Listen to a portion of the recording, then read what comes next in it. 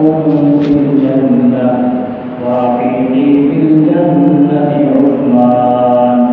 صدق الله العظيم وصدق رسوله النبي الكريم. اللهم صل وسلم وبارك على سيدنا محمد وعلى آله وأصحابه. اللهم صل وسلم وبارك على سيدنا محمد وعلى آله وأصحابه. اللهم صل وسلم وبارك على سيدنا محمد وعلى آله وأصحابه.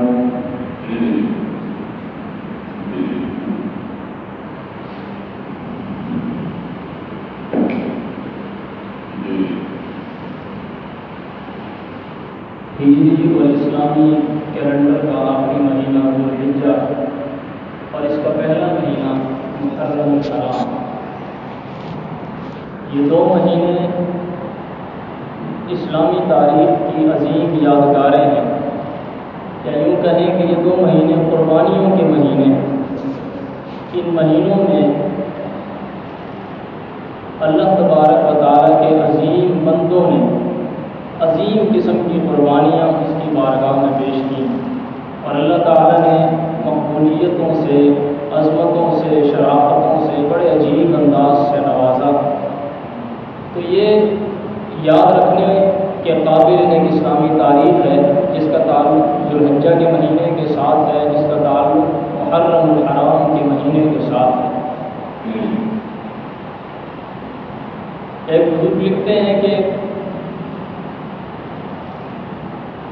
اسلامی قربانیوں کی تاریخ کا آغاز حضرت اسماعیل علیہ السلام سے ہو کر کے حضرت حسین رضی اللہ تعالیٰ عنہ تک کربلا تک کے پہنچتا ہے۔ یہ پوری تاریخ اسلام کی خون کے ساتھ رنگین، ایک بڑا سلسلہ ہے قربانیوں کا، لیکن ہر شہید کا مقام اپنی جگہ، ہر عظیم انسان کا مقام، اس کی عظمتیں، اس کا مقام، اس کا مرتبہ اپنی جگہ، لیکن دو شہادتیں دین اسلام کی تاریخ میں ایسی ملتی ہیں جن کی کوئی مثال پیش نہیں کر سکتا، جن کی مظلومیت کی کوئی انتہا نہیں۔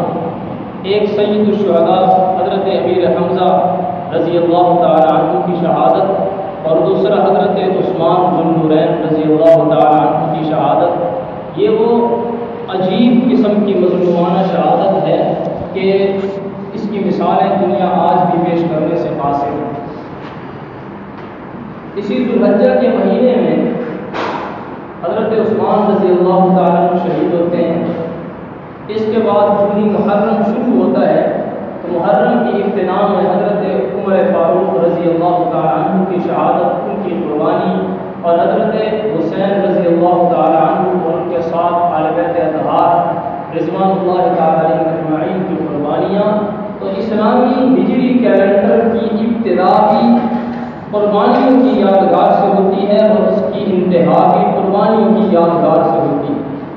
بہرحال بات اس طرح بہت لمبی ہو جائے گی، مختصراً میں نے خلیفہ ثالث حضرت عثمان ذو النورین ذو البشارتین رضی اللہ تعالیٰ عنہ کی منقبت میں اور ان کی شان میں اور ان کی قربانی کے حوالے سے کچھ ضروری باتیں اپنے ساتھیوں کے سامنے عرض کرنی ہے۔ اللہ تبارک و تعالیٰ ہم سب کو بھی ان کی سچی عقیدت اور محبت نصیب فرمائے، اور ان جیسی تڑپ اور ان جیسا جذبہ، شوق شہادت، شوق اتباع، شوق اطاعت ہم سب کو نصیب فرمائے۔ حضرت عثمان رضی اللہ تعالیٰ عنہ ایک باب آپ کی مناقب کا ہے، آپ کی عظمتوں کا ہے کہ اللہ تبارک و تعالیٰ نے آپ کو مقام کون کون سا عطا کیا، یہ ایک مستقل عنوان ہے۔ دوسرا عنوان آپ کی ذاتی زندگی کا ہے، آپ کے رہن سہن کا ہے، یہ ایک مستقل عنوان ہے۔ تیسرا عنوان آپ کی سخاوت، جود و صفا، آپ کا غنی ہونا، یہ جو آپ کا لقب غنی ہے، اس غنی کی تشریح اور اس کے اندر چھپے واقعات اس حوالے سے ہے۔ اور ان تمام سے آگے بڑھ کر کے ایک سب سے بڑا عنوان جو آپ کے بارے میں ہوتا ہے آپ کی خلافت کا اور آپ کی شہادت کا ہے۔ جو شہادت جس انداز سے، جس طریقے سے شہادت کا تمغہ آپ نے حاصل کیا ہوئے زمین کے اوپر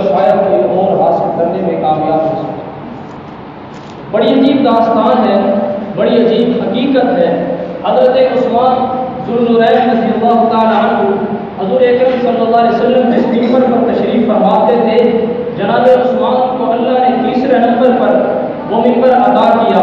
حضور اکرم صلی اللہ علیہ وسلم جس مصلی مسجد نبوی پر کھڑے ہو کر کے امامت کروایا کرتے تھے، اللہ تبارک و تعالیٰ نے وہ مصلی، وہ جانشینی آپ کو عطا کی۔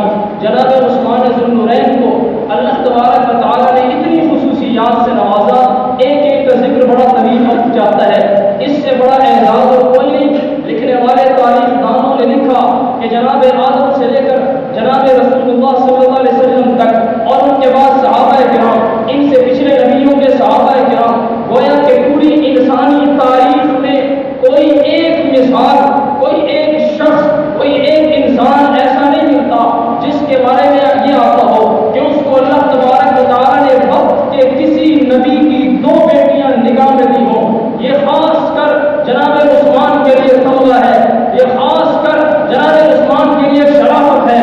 اللہ تبارک و تعالیٰ نے آپ کو یہ اعزاز دیا، آپ کو یہ خصوصیت دی کہ حضرت ام کلثوم رضی اللہ تعالیٰ عنہا نبی کریم صلی اللہ علیہ وسلم نے اپنی وقت جگر جناب عثمان کے عقد میں دی، حضرت رقیہ جناب عثمان کے عقد میں دی۔ تو دو یہ بات دی کرے، ایک وقت کے سب سے بڑے پیغمبر کی بیٹیاں پوری تاریخ انسانی کے اندر سوائے حضرت عثمان کے کسی کے حصے میں نہیں۔ سبحان اللہ، سبحان اللہ، اس سے بڑا مقام کیا ہو سکتا ہے؟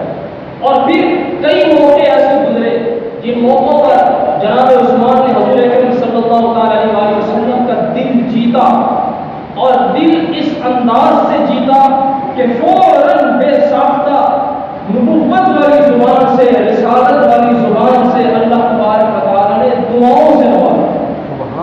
کئی واقعات ایسے، کئی واقعات ایسے۔ حضرت عثمان ذوالنورین رضی اللہ تعالیٰ عنہ کے موقع پہ آتا ہے، روایات میں، حدیث کی کتابوں میں واقعہ ملتا ہے کہ عید کا موقع ہے، حضور اکرم صلی اللہ علیہ وسلم عید کی طرف جانے لگے۔ ازواج مطہرات نے عرض کی کہ یا رسول اللہ گھر میں 3 دن سے کچھ نہیں، تو آپ صلی اللہ علیہ وسلم فرمانے لگے تو کیا ہوا؟ یعنی اس لیے ایسا فرمایا کیونکہ یہ تو معمول کی بات ہے، وقت کا پیغمبر ہے، گھر باتوں میں مبتلا ہونا یہ تو معمول کی بات ہے، کوئی نئی بات تو نہیں، تو پھر پریشانی کی کیا وجہ ہے؟ آگے سے عرض کیا گیا یا رسول اللہ پریشانی ہمیں اپنی ذات کی نہیں، لیکن عید کا موقع ہے، عید کے موقع پر رسالت محمد صلی اللہ علیہ وسلم کے گھر کی طرف فقیروں کا چکر لگتا ہے، اور جو نادار قسم کے لوگ ہوتے ہیں، غریب قسم کے لوگ ہوتے ہیں، اس دن کو ہمارے گھر پہ آتے ہیں۔ مجھ سے یہ برداشت نہیں ہوتا کہ جناب رسول اللہ کے دروازے پر، آپ کی دہلیز پر کوئی منگتا آئے، کوئی سوالی آئے، خالی ہاتھ واپس جائے، یہ برداشت نہیں ہوگا۔ اس فکر میں آپ کے سامنے عرض کیا کہ یہ مسئلہ ہے، گھر میں کچھ نہیں ہے، کوئی ایسا سامان نہیں کہ اگر کوئی سائل آیا تو ہم اس کے دامن میں کچھ رکھ سکیں۔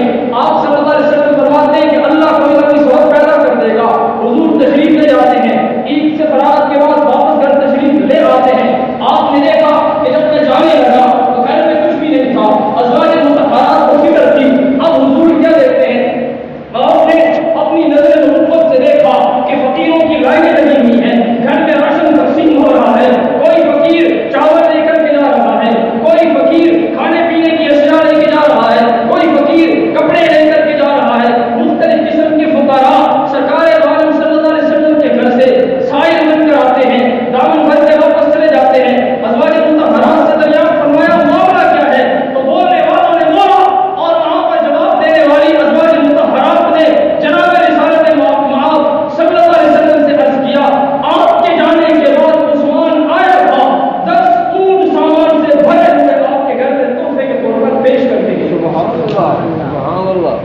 اس موقع پہ حضور اکرم صلی اللہ علیہ وسلم نے فرمایا کہ عثمان کے لیے جنت واجب ہو چکی ہے۔ سبحان اللہ۔ اتنا بڑا مقام اور مرتبہ، اتنا بڑا مقام اور مرتبہ ایسے نہیں ملتا۔ مال بھی خرچ ہوتا ہے، وقت بھی خرچ ہوتا ہے، طاقت لگانا پڑتی ہے، پھر جا کر کے جنت کی ٹکٹیں ملتی ہے۔ ہم کہتے ہیں ہمیں کچھ کرنا نہ پڑے، ہم کہتے ہیں ہمیں 5 وقتہ نمازیں بھی نہ پڑھنا پڑے، ہم کہتے ہیں قرآن کے ساتھ تعلق نہ بنانا پڑے، ہم کہتے ہیں کہ کسی قسم کی مشکل زندگی میں نہ آئے، ہم کہتے ہیں ایک لمحے کے لیے بھی کوئی مشقت برداشت نہ کرنا پڑے، کوئی قربانی نہ دینی پڑے۔ اللہ تبارک و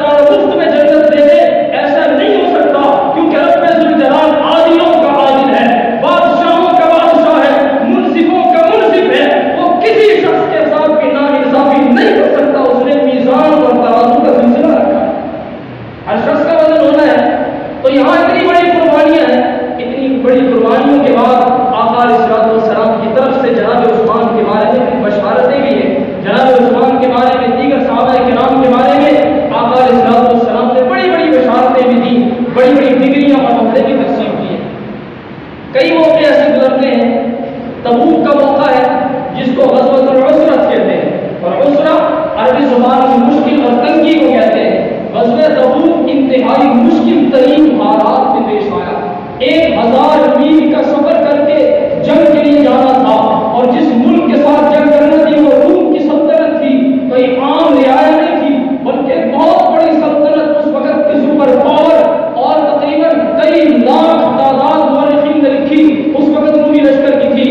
اتنی بڑی سخت جنگ، اور مسلمانوں کو یہاں سے سفر کر کے مدینہ المنورہ سے روم کی سلطنت پہ جانا تھا، تبوک کے مقام پہ پہنچنا تھا.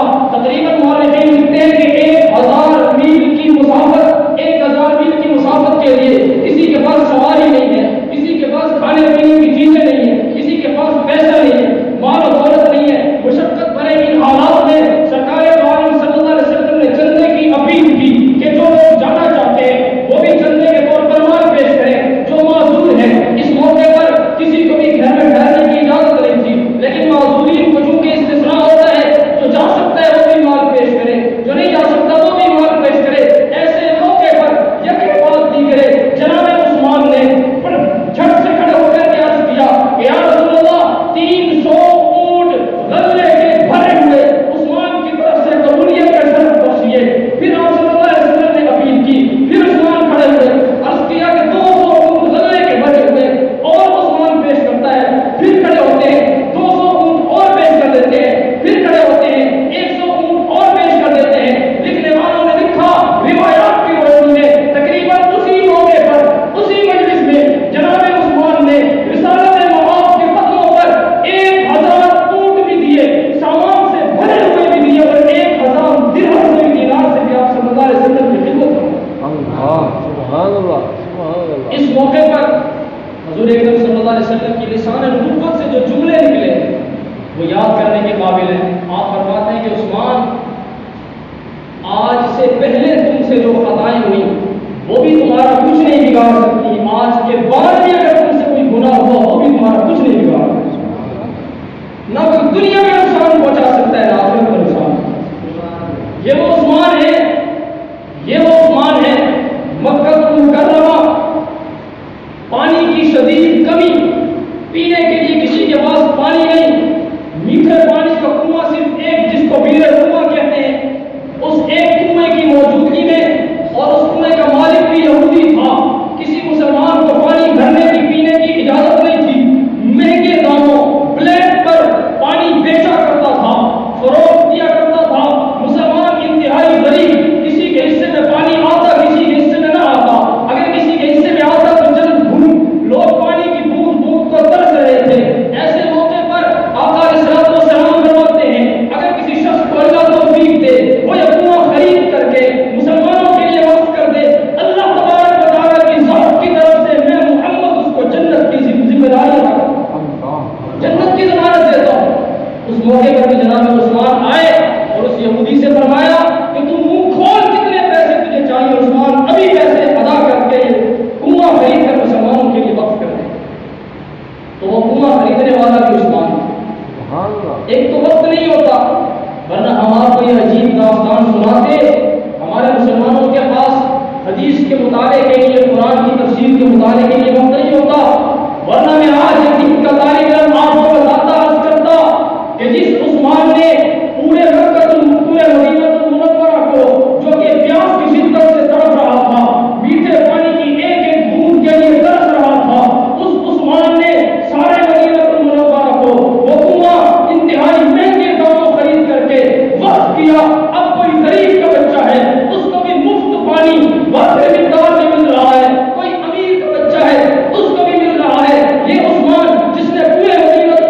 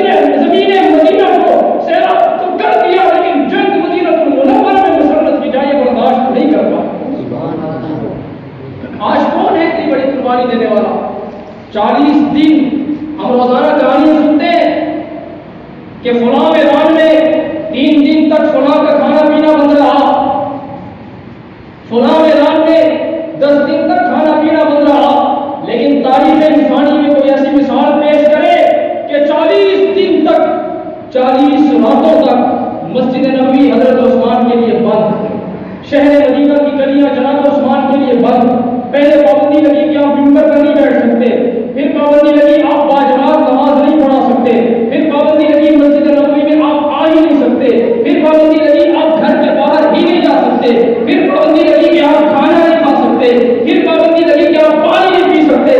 40 دن 40 راتیں جناب عثمان اپنے گھر کے اندر نظر بند رہتے ہیں، لیکن اللہ نے مقام بھی دیا، اللہ نے مرتبہ بھی دیا، مرتبہ اس انداز سے دیا جن کی محبت کے آپ قائل ہیں، جن کی محبت کا میں قائل ہوں کہ سیدنا حسن، سیدنا حسین، سیدہ شباب اہل جنہ، جنت کے یہ دونوں جوانوں کے سردار حضرت عثمان کے دروازے کے اوپر، حضرت عثمان کے محل کے باغ کے اوپر اپنے ابا جان حضرت حیدر کرار کے حکم کے مطابق جناب عثمان کی جان کا پہرا دیتے ہوئے نوکری کرتے ہوئے نظر آتے ہیں۔ اللہ نے یہ مقام بھی دیا، لیکن بہرحال سازشیں بڑی انتہا تک پہنچی ہوئی تھی۔ جناب عثمان غنی رضی اللہ تعالیٰ عنہ سے کسی نے پوچھا ان حالات میں کہ امیر المومنین خلیفۃ المسلمین ذرا یہ بتلائیے، آپ پر کھانا بھی بند ہے، پینا بھی بند ہے، یقینی بات ہے کہ پیاس کی شدت سے آپ ضرور تڑپتے ہوں گے، جب اتنی شدت پیاس کی ہوتی ہے اس وقت آپ کیا کرتے ہیں؟ حضرت عثمان غنی رضی اللہ تعالیٰ عنہ سے فرمانے لگے کہ جس وقت پیاس کی شدت مجھے تڑپانے لگتی ہے، جس وقت برداشت سے طبیعت باہر آنے لگتی ہے، رب ذوالجلال کا کلام پڑھتا جاتا ہوں، اللہ تبارک و تعالیٰ پیاس کو بجھاتا چلا جاتا ہے۔ یہ تعلق آج قرآن کے ساتھ کس کا ہے؟ یہ تعلق آج قرآن کے ساتھ کس کا ہے؟ حضرت عثمان غنی کی شہادت ایک الگ مستقل عنوان ہے، ایک مستقل عنوان ہے۔ آپ کے مناقب سے فراغت نہیں ہوتی، ورنہ ہم آپ کے سامنے یہ مظلومانہ شہادت اگر پیش کریں تو آنکھوں سے اشک کوئی روک نہیں سکتا، دل کی طرف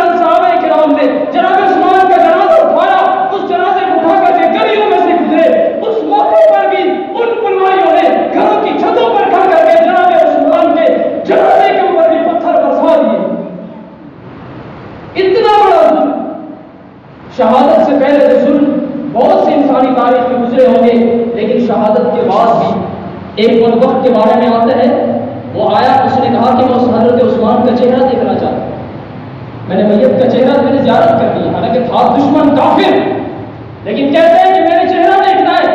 چہرہ دیکھنے کے بہانے آیا اور اس نے زور سے ضرب لگا کر جناب عثمان کی میت کی پسلیاں اسی وقت توڑ دی۔ اتنا بڑا ظلم کس پر ہوا؟ آج ہم مظلومانہ پتہ نہیں کتنے لوگوں کی شہادتیں ڈرامائی انداز سے بیان کرتے ہیں، لیکن یہ مظلومیت ہمیں سنی ہونے کے باوجود ہمیں پتہ نہیں۔ ایک بدبخت کے بارے میں آتا ہے، ابن سیرین رحمۃ اللہ تعالیٰ علیہ فرماتے ہیں کہ میں نے ایک بدبخت کو دیکھا بیت اللہ کے پاس کھڑا ہو کر کے، آخری بات ہے، کھڑا ہو کر کے اللہ کے دربار میں ہاتھ اٹھا کے کہتا ہے کہ یا اللہ میں تجھ سے معافی مانگنے آیا ہوں، لیکن مجھے یقین ہے کہ مجھے معافی نہیں ملے گی۔ ابن سیرین رحمۃ اللہ علیہ فرماتے ہیں کہ میں اس سے پوچھا کہ آج تک میں نے اس طرح دعا مانگتے کسی کو نہیں دیکھا، اللہ تو بڑے سے بڑا جرم بھی معاف کر دیتا ہے، تم اتنے عجیب انداز سے دعائیں کرتے ہو۔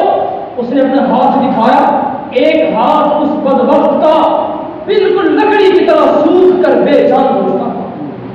اس نے کہا کہ جب حضرت عثمان رضی اللہ تعالیٰ عنہ شہید ہوئے، آپ کی میت آپ کے قصر خلافت میں موجود تھی، میں زیارت کے بہانے گیا، آپ کے قریب پہنچا، اس سے پہلے میں نے منت مانی تھی کہ یا اللہ حضرت عثمان جب شہید ہوں گے تو نعوذ باللہ میں آپ کے چہرے مبارک پر تھپڑ رسید کروں۔